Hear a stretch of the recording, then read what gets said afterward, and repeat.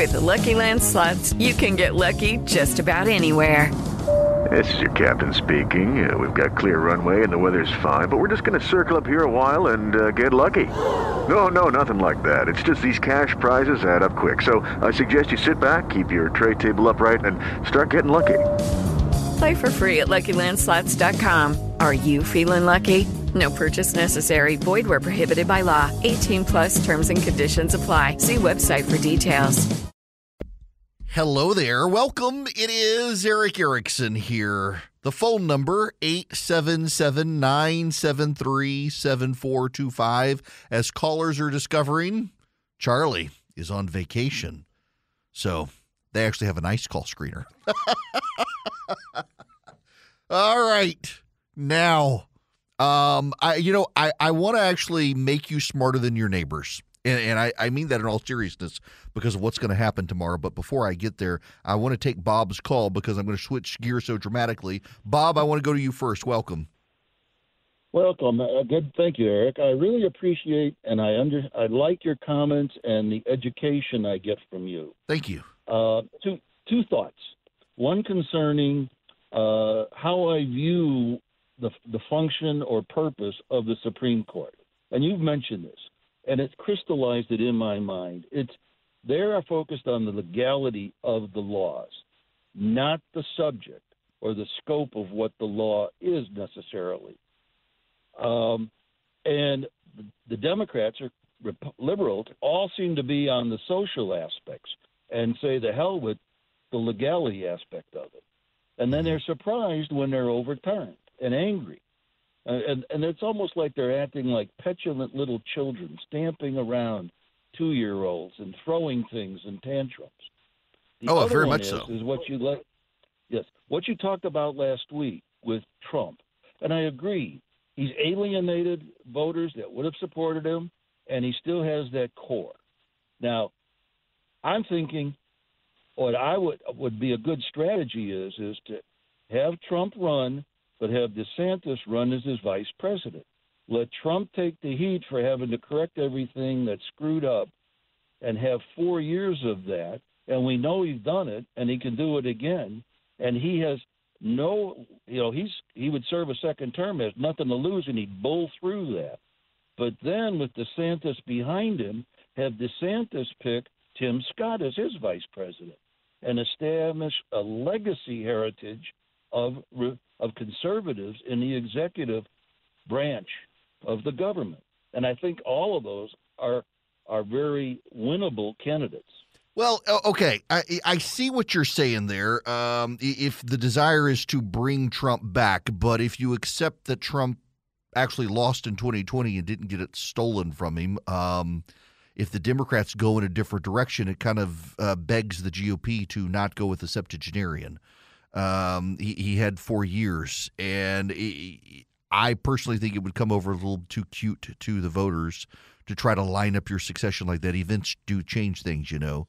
I just think the GOP would be very wise to go 8 years with someone who could potentially not just undo the damage of Biden, but move forward, as opposed to letting Trump come back for 4 years, maybe let him undo the damage when he actually wants to chart more of a course, but you got to undo the damage, and then he's only got 4 years, so then he's got to pass it off to somebody else, and no guarantees that he plays nice after 4 years with DeSantis. It just, Trump is a bull in a china shop. You can't plot out cleverly a path forward with that. I see where you're going, but I just think literally any Republican on planet Earth who's qualified to be president of the United States could get 8 years, and Trump could only get 4. That doesn't suggest we should go backwards to go forwards. Now, regardless, thank you for the phone call. And I want to, Bob, as you said, educate you and provide you information on what's going to happen tomorrow. Now, tomorrow, you should know, I am purely speculating. But there are odds that tomorrow is the last day for the Supreme Court. They have 4 opinions left. They come out tomorrow. And one of the opinions that is expected to come out is expected to undo one of the other long-lasting Supreme Court precedents. Now, for perspective, you need to understand what the Supreme Court has done. On Friday, the Supreme Court got rid of Roe v. Wade, a 50-year precedent. Yesterday, the Supreme Court got rid of Lemon v. Kurtzman, a 55-year precedent. And tomorrow, the Supreme Court is probably going to get rid of Chevron versus NRDC, a 38-year precedent. And Chevron versus National Resources Defense Council is perhaps more deeply powerful a precedent than any other case the Supreme Court has dealt with in the last several decades. Because Chevron versus Natural Resources Defense Council gave us the Chevron doctrine, or the Chevron deference test. Now, I don't want to go over your head, but I need to put it to you this way. When you are in law school, you take constitutional law. You learn about Lemon versus Kurtzman. And you learn about Roe v. Wade. But Chevron versus NRDC, you learn about in federal procedure. You learn about in statutory law. You learn about in environmental law. You learn about in constitutional law. You learn about across the board. If you take regulatory law, you learn about Chevron. You take environmental law, you learn about Chevron. You take federal procedure, civil procedure, you learn about Chevron. You take con law, Chevron is embedded within the framework of federal laws, and it's only a 36-year-old case. And tomorrow, the Supreme Court will render a decision in West Virginia versus the EPA. And most court watchers are expecting the Supreme Court to either get rid of Chevron or overhaul Chevron. One of the biggest critics of Chevron was Antonin Scalia. Antonin Scalia regularly upheld Chevron, but did not like Chevron and made clear that someone needed to come up with a new standard, but no one had argued a standard. And for years, Antonin Scalia begged people, come to the court with a better standard than Chevron, and I'll give it to you. Well, you know who came to the Supreme Court with a better standard? A guy named Neil Gorsuch. You might have heard of him. And then Neil Gorsuch was joined by a guy named Brett Kavanaugh, who spent his career as a federal judge undermining Chevron at every point. And they joined a guy named Clarence Thomas, who whenever Antonin Scalia would say, if you come to court and give me a better standard than Chevron, I'll give it to you, would say, why can't we come up with a better standard? Because Chevron sucks. Tomorrow, you've got Neil Gorsuch, Brett Kavanaugh, Clarence Thomas, and also a guy named John Roberts who hates Chevron. And now for perspective, let me give you even broader perspective on why it's significant. Clarence Thomas has written about how bad Chevron is. Stephen Breyer has written about how bad Chevron is. Elena Kagan has written about how bad Chevron is. Sonia Sotomayor has written about how bad Chevron is. Amy Coney Barrett has written about how bad Chevron is. Neil Gorsuch has written about how bad Chevron is. Brett Kavanaugh has written about how bad Chevron is. Sam Alito has written about how bad Chevron is. And John Roberts has written about how bad Chevron is. Literally, all 9 sitting members of the Supreme Court have at one point on the Supreme Court written about how bad Chevron is. And this year, the Supreme Court has refused to use the Chevron doctrine in any case. Neither the majority nor the minority have used the Chevron doctrine, and yet it is binding on all the courts of appeal. So what is Chevron? The Chevron doctrine is an administrative law principle that federal courts have to defer to a federal agency's interpretation of an ambiguous law passed by Congress that delegates to the agency the power to administer the law. So when Congress writes a law, and the law is ambiguous or not clear, and Congress tells the federal agency, you pass the regulations to enforce this, the federal courts have to give deference to the agency. Now, there's a two-part process. The court must determine whether Congress expressly intended in the statute, and if so, whether or not the statute's intent is ambiguous. So what is Congress's intent, and is it ambiguous? If the intent of Congress is unambiguous or is clearly stated, that's it. The agencies have to carry out what Congress actually said to do. If, however, the intent of Congress is unclear, or if the statute lacks direct language on a particular point, then the courts have to decide whether the agency interpretation is based on a permissible interpretation of the statute. If the agency's construction is reasonable, then the court's got to assess whether the decision of Congress to leave the ambiguity was done explicitly or implicitly. If the decision of Congress was explicit, then the agency's regulation is binding.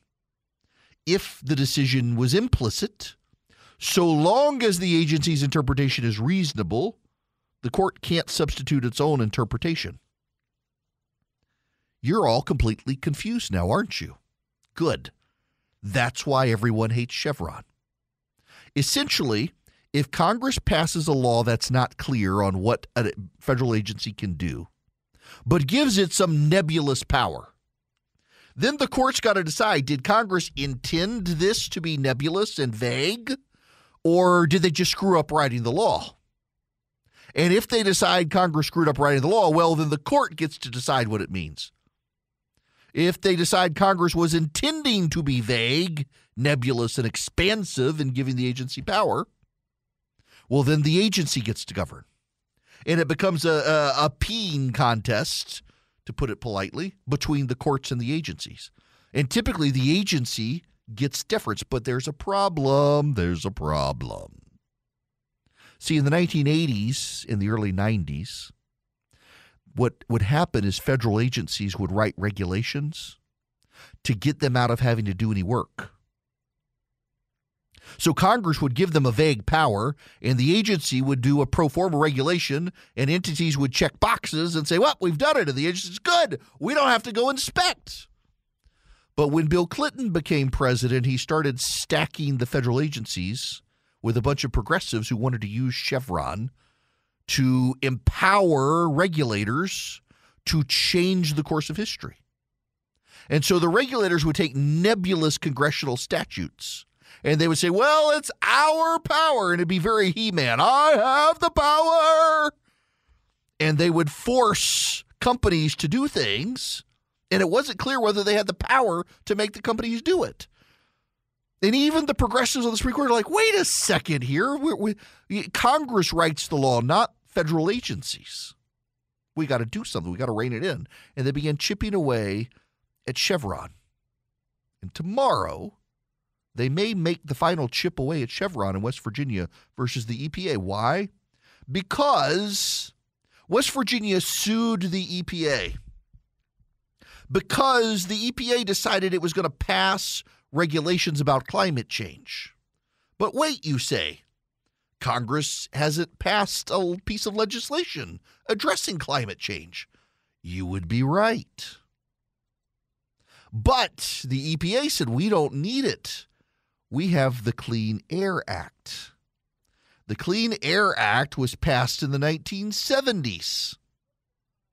And now the EPA says, well, we can use the language of the Clean Air Act to regulate carbon emissions.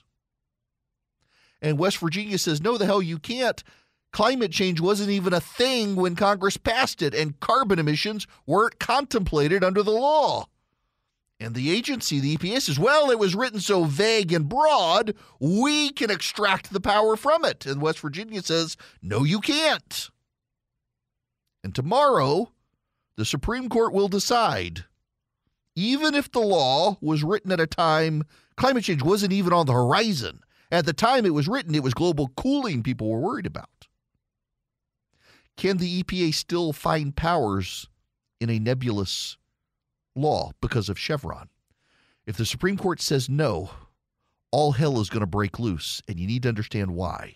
There are a lot of options out there. If you're a self-starter and you want to invest on your own, it can be really confusing. And I'm delighted to tell you about SoFi because that's who I use, and now I've got them as an advertiser. If you're a SoFi user, my gosh, you get all sorts of options, great research. You get the ability to invest in stocks, EFTs, crypto, plan out your retirement. More importantly, you got people you can call on. I mean, for example, I can use SoFi to buy stocks and EFTs and do the deep dive research if I need to and get complimentary financial planners ready to help answer questions. You can too, whether you're stuck on where to start or need help deciding what to do next. You can even save for retirement with traditional Roth and SEP IRAs. They have so many options. If you're into crypto, you can also explore crypto. They've got 30 available coins: Bitcoin, Ethereum, Cardano, Solana, Dogecoin, and so much more. But more importantly, they've got the #1 ranked automated investment tool, their robo-advisor. It takes the stress out of building and managing a diversified portfolio without having to pay a bunch of experts to do it. I really like SoFi. Y'all, I've tried, you name it, and I probably tried it, and I settled on SoFi and think you will like it as well. Cut through the jargon, make investing easier with SoFi. Visit SoFi.com/Eric to learn how you can win up to $1,000 in stock when you open an account. That's SoFi.com/Eric. Brokerage and active investing products offered through SoFi Securities LLC, member FINRA SIPC. Y'all on the phones, be patient. I went long in the last segment, and I got to get through this point here so you understand why, if the Supreme Court overrules Chevron tomorrow, which is likely, hell is going to break loose. Think about all the federal agencies in Washington: the ATF, the FAA, the FDA, the FTIC, the FDIC, you name it. They all rely on the Chevron case for their powers because Congress writes very vague laws. Congress is bad at writing clear laws. And so all of these agencies have used the vagaries and the obfuscations of Congress's legal writing to make power grabs. If Chevron goes away tomorrow, so too does their power. It will force Congress to have to go back and rewrite laws and make those laws clearer.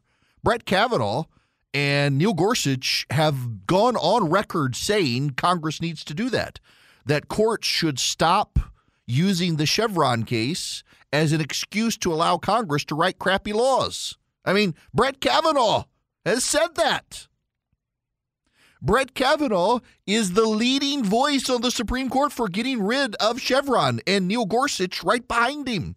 They've written entire intellectual arguments, law review articles and the like on getting rid of Chevron because it gives federal agencies too much power. Because you see, you got to understand a key point here. The conservatives on the court believe the federal agencies are in the executive branch. And if they're in the executive branch, their power is in enforcement of law, not in writing law. That is the problem. Regulations are laws. They got to come from the legislative branch. Legislature can't delegate that away. It's called non-delegation.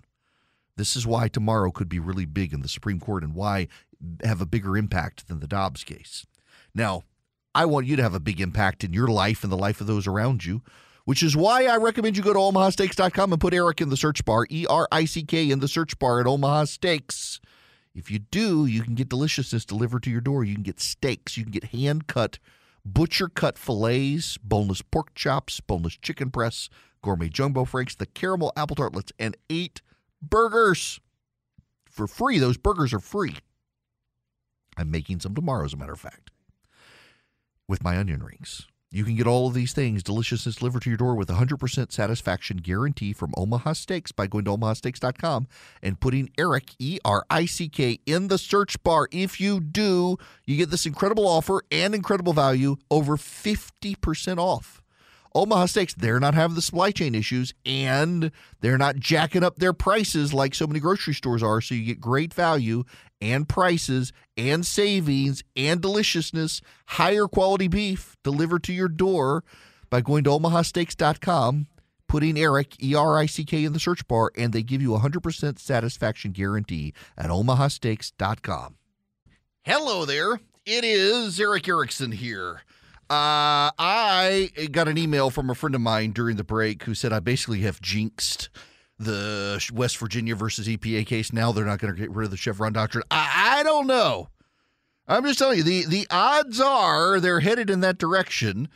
None of them like the case, and it could be a very big deal tomorrow. I mean, you could see, and this, it'll sail over the heads of every American except you if they side with West Virginia in this case.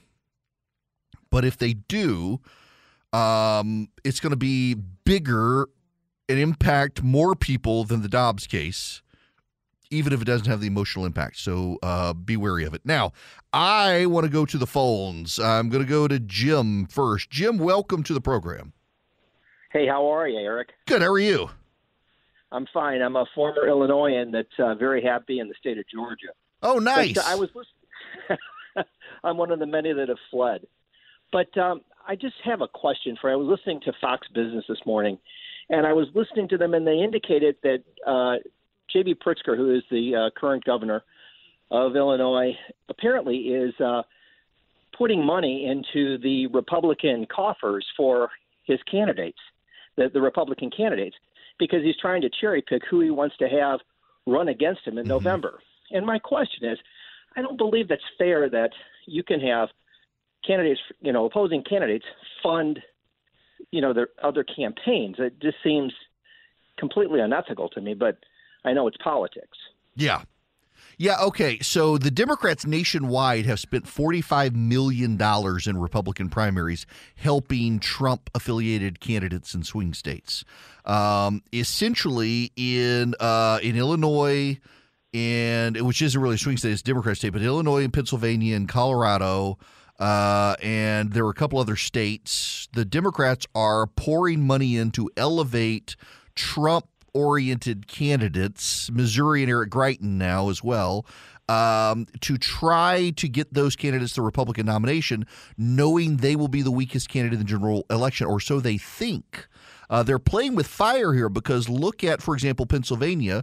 The Democrats actually spent more money on the Republican gubernatorial nominee in Pennsylvania than the Republican gubernatorial nominee spent himself, and got him that, and now he's within 3 points of the incumbent. They are playing with fire here.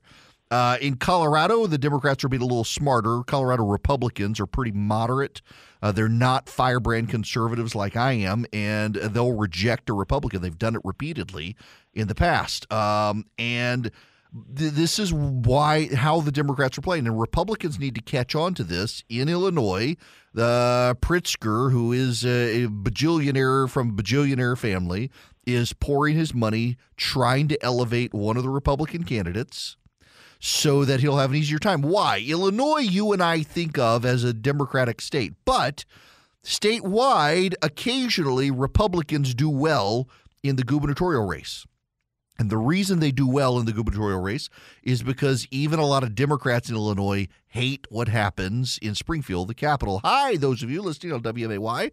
The Republicans sometimes are able to get a Republican governor in Illinois because the Democrats up in Chicago sit out the race. They get so frustrated with the Democrats. And Pritzker is not a popular politician. There have been a number of businesses now that have packed up and left Illinois, including Caterpillar, I think, most recently, moving to Texas because the business environment is so unfriendly in Illinois. But I will say, regardless, pretty much every single odds maker out there says the Democrats are going to win this race. Pritzker just wants to pad the margin and hope it helps him down ballot, too. Back to the phones. Jacob, you are going to be up next. Welcome to the program, Jacob. Hi, Eric. Thanks for taking my call. Sure. My question is, I wanted to get your opinion on the fair tax, the idea in general, and then H.R. 25 that was put forth in January of 2021. Okay, so the fair tax, give me that again, the dates. So the fair tax as an idea has been around. I've been of voting age for 20 years. Yeah. And I've heard it just as long. It's the idea is a national sales tax. Mm-hmm. And there is H.R. Bill 25. I believe it was put forth in January of 2021. Yeah. Okay. So, Neil Bortz, who used to be on WSB in Atlanta nationally, 9 to noon, and John Linder, who was then a Republican congressman from Georgia, they kind of led the fair tax charge. There was a guy over in Arizona who used to take the credit for it. But Bortz and Linder were really the champions of the fair tax, which was essentially a national sales tax in lieu of the income tax. It's not a VAT, not a value-added tax, but an actual national sales tax, and they championed it in lieu of the income tax. Now, what they hinged it on, however, was the repeal of the 17th Amendment, the income tax amendment, that you got to get rid of that because you don't want a sales tax and an income tax at the federal level. Originally, when Congress was originally structured, and when the Constitution was originally structured, you did not have you only had national taxes on imports, excises, and a few other things. There was a prohibition on an income tax. Everything had to be an equal tax. A sales tax could gain credibility at the national level in a way that the income tax hasn't necessarily. The problem here is that there are no votes in Congress to get rid of the income tax. And the Democrats would love to add a value-added tax or a sales tax. The Democrats actually want a VAT tax. They don't want a national sales tax because with the national sales tax, you and I would see it on the receipt. And we would know what it is. With the VAT tax, it's baked into prices. So, for example, if you go to Europe today, if you go to McDonald's, if you go to McDonald's in Worcester, Massachusetts, and you order a hamburger, say the hamburger is 79 cents up there, and what happens when you hand them 79 cents? They say, well, you owe us more than that. And you say, why? You say, well, there's tax. Every kid has this experience. I remember when I was a child, there was this grocery store down the street from my grandparents called Junior Food Mart. Best fried chicken on planet Earth, still to this day. The best fried chicken you will eat everywhere on planet Earth. Junior Food Mart. It's no longer the Junior Food Mart, mind you. It's something else, but they still have the best fried chicken. But they had an icy machine. A Coke Icy when I was a kid was the greatest thing. And you could get a small one, and you could get that small one for $0.25. Back in my day, kids. It was kind of like the Costco rotisserie chicken. It was a $0.25 for a small icy. And I went in there one day and I had $0.25. My mom had given me $0.25. I walked to the Junior Food Mart from my grandparents' house. It was just a few blocks up the street. It wasn't far. They're out in rural. I mean, our town was so rural there wasn't even a stoplight. And I handed the girl my $0.25.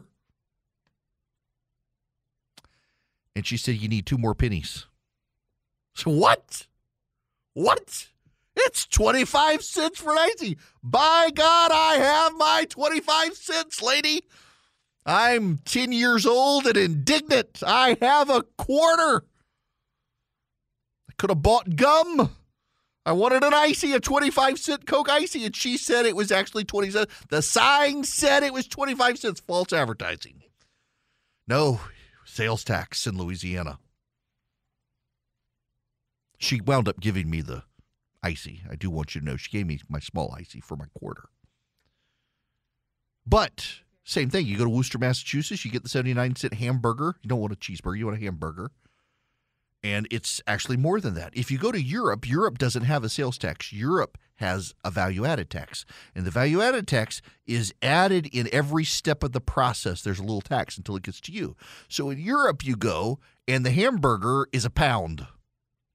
They have pounds there. They don't have dollars. And it's 1 pound. And guess what? It actually is 1 pound. You never actually see the tax. You feel it, and you don't know you're feeling the tax. That's why the value-added tax is so pernicious. The Democrats want a VAT because it's woven into the entire process of the manufacturing, of the production, of the service. It's all there. And when it gets to you, you just pay what the sign says. If the sign says your ice is 25 cents, your ice is 25 cents. But really, your ice is 15 cents, and there's 10 cents of tax the whole way through it. From the production of the Coke to the production of the ice to the freezing of the water to the building of the machine, it's all put into the tax, and you never see it. I like the fair tax idea better than a VAT, obviously, because a VAT is just baked into the equation, and as a result of that, you never actually get that itemized receipt that says, here's your sales tax. With a national sales tax, you do, and people would feel it. The problem is you're never going to get it. The fair tax is a pipe dream, and there's been a lot of emotional energy put into the conservative libertarian movement to get a fair tax, and you're not, because you're not going to repeal the 17th Amendment, because Democrats and Republicans alike love to use the income tax code to try to structure society. And because they love to use the income tax code to structure society, they ain't giving up the income tax. They'll give you they will be glad to give you a national sales tax, but they're not going to give up the income tax, nor will they lower the income tax. They're just going to get a national sales tax. The one tax the federal government is not allowed to do. You know what the one tax is the federal government can't do? Real property tax. The Constitution prohibits the federal government from taxing real property. That's why you can do a property tax for your local government and for your state government, but there will never be a property tax for the federal government because the founders did not want the feds taxing private land. You pay capital gains tax when you sell your house and stuff, but that's different. That's an inflationary cost. You can't do a property tax at the federal government level. Constitution won't let them. And right now, they're not doing a national sales tax because they've got the income tax. That sort of stuff matters. I like the idea of a sales tax, but my preference and what I think is actually doable is a flat tax. Every American should be charged the same amount of tax. If I were king for a day, I'll tell you how I'd do it too.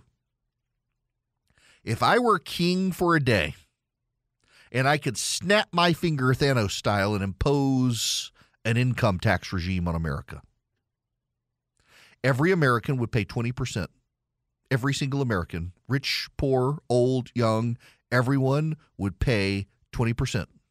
However, if you were married and you had kids under the age of 21, you'd pay 10%. And you would get a tax credit for each child under the age of 18. That would incentivize families staying together and producing children to stimulate future workforce. Everybody otherwise, you pay 20%. No deductions, not even for charity. Everybody pays 20%. What's your income? My income is $100,000, $20,000 to the feds. $20,000. Oh, wait, what? You got married and you got kids? Well, you're only going to pay $10,000 now.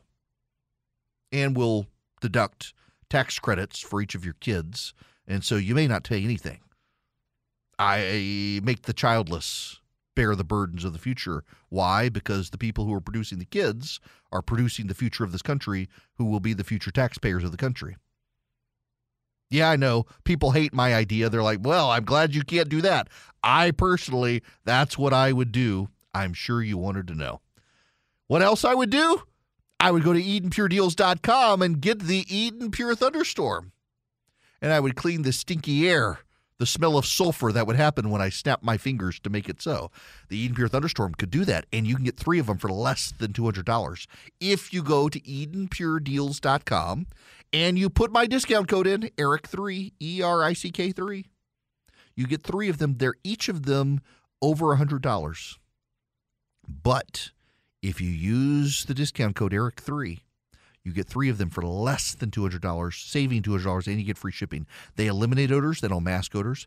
They get rid of the dust, the mildew, the pollen floating in the air, and they're filterless. You don't need a filter subscription. You just wipe them out on occasion, and they're portable. You can hold it in your hand. You can plug it up in your car with a USB cable or directly into a wall. So if your car, you rent a car, and you got smoky odors or pet odors in the car, you can wipe them out with the Eden Pure Thunderstorm. I keep one in my suitcase for that reason. EdenPureDeals.com. The discount code is ERIC3. ERICK3. Hello there. It is Eric Erickson here. This hour of the program brought to you by First Liberty Building and Loan, wherever you are nationwide. They would love to help your business grow. Doesn't matter whether you are in Omaha, Nebraska, or Orlando, Florida, or Tulsa, Oklahoma, or Portland, Maine. They can help your business where banks are telling you no. They're helping you get to yes. But it's a big deal. $750,000 or more. Reach out to my friends, the Frost family. See if they can help you. Go to FirstLibertyGA.com, FirstLibertyGA.com. They can help you. Tell them I sent you. Okay, can I just, for a moment, Jim was asking if I needed scissors. No, I wanted the paper cuts. I wanted the paper cuts. Listen, I love that people like to send me stuff in the mail. I actually just got a letter from someone who has said she's bad with computers. So she cut up and pasted onto a piece of paper the newspaper article and then wrote around it her commentary. God bless her. Thank you. Appreciate it. I can't always respond. Like in today's mail, I got like 5 self-published books. And I'm willing to flip through them and look at them and engage them. Not going to talk about them on air because otherwise I would be inundated. But I got to tell you, just for future reference, I don't mean this arrogantly, I promise. It's just it's a matter of time and convenience. If you would like me to open your package and see what you have sent me, and it's gotten through security. I got a note one time. It looked like someone was sending me a large body part. Oh, it was a large silicone body part that they wanted me to shove somewhere where the sun doesn't shine just because they didn't like me.